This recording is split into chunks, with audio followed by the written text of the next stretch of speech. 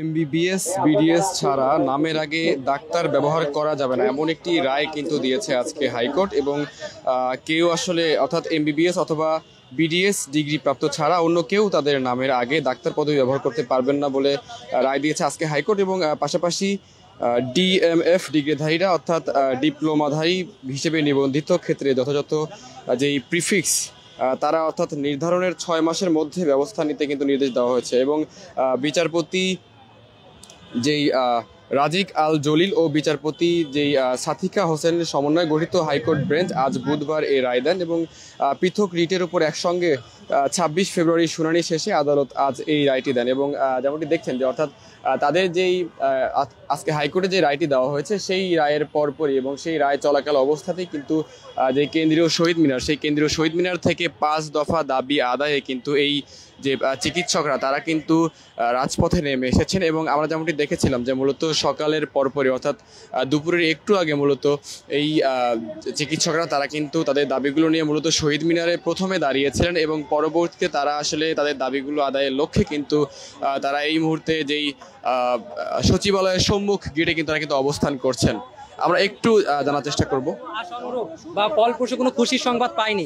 আমাদের 5 দফা দাবি শুধুমাত্র একটি দাবি মানা হয়েছে, বাট আমাদের 5টি দাবি যৌক্তিক। তো আমাদের বাকি 4 দাবি নিয়ে আমরা কোনো আশ্বাস পাইনি।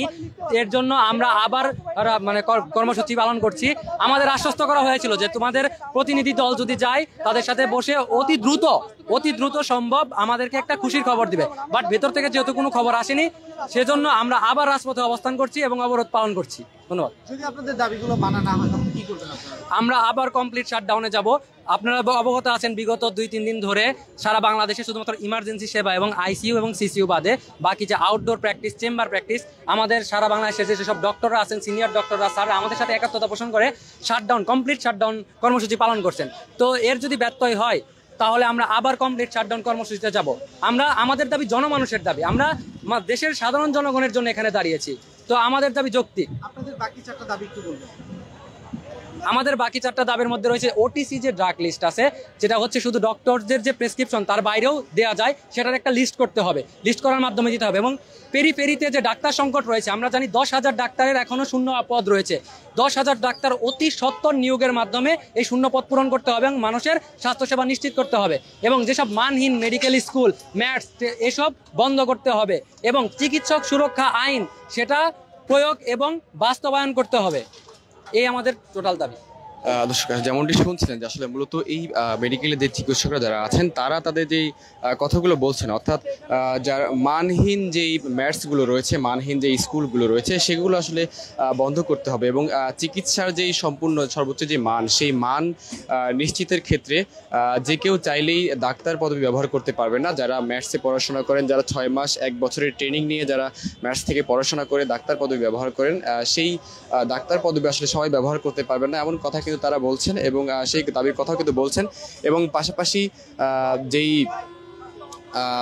যে হোয়াইট অ্যাপ্রন, সেই হোয়াইট অ্যাপ্রনের বিষয়ে আসলে বলা হচ্ছে যে ডাক্তার শুধুমাত্র যে 5 বছর পড়াশোনা করার পর তারা আসলে যে ডাক্তার যে ডিগ্রি অর্জন করেন এবং ডাক্তার নাম ব্যবহার করেন শুধুমাত্র তারাই আসলে সাদা অ্যাপ্রনটি ব্যবহার করতে পারবে। এর বাইরে আসলে কেউ এই সাদা অ্যাপ্রন ব্যবহার করতে পারবে না, সেই কথাও কিন্তু এই যে যারা আন্দোলন করছেন তারা কিন্তু বলছেন, অর্থাৎ মেডিকেলের শিক্ষার্থীরা তারা বলছেন। এবং তারা আরও যেমনটি বলছেন যে মূলত যেই বিভিন্ন জেলায় যে ম্যাটসগুলো এবং মানহীন যেই মেডিকেল স্কুলগুলো গঠিত হয়েছে সেই মানহীন মেডিকেল স্কুলগুলো বন্ধ করে দিয়ে সুচিকিৎসার যে মান সেটি নিশ্চিত করতে হবে। সেই কথাগুলো আসলে এই দাবিগুলোর মধ্যে উল্লেখ রয়েছে। এবং যে নিয়োগ, সেই নিয়োগ বৃদ্ধি করতে হবে এমন কথাও কিন্তু মূলত মেডিকেলের শিক্ষার্থীরা বলছেন। এবং আমি যদি একটু জানিয়ে রাখি যে কিছুক্ষণ আগে অর্থাৎ সকাল থেকেই এই চিকিৎসকরা তারা মূলত তাদের যে কেন্দ্রীয় শহীদ মিনার সেই কেন্দ্রীয় শহীদ মিনারের সামনে তারা ছিলেন এবং সেখানে তারা তাদের দাবি দেওয়ার কথা বলছিলেন। এবং পরবর্তীতে কিন্তু মূলত শিক্ষা ভবনের সামনে অর্থাৎ সচিবালয় যে সম্মুখ গেট সেখানে কিন্তু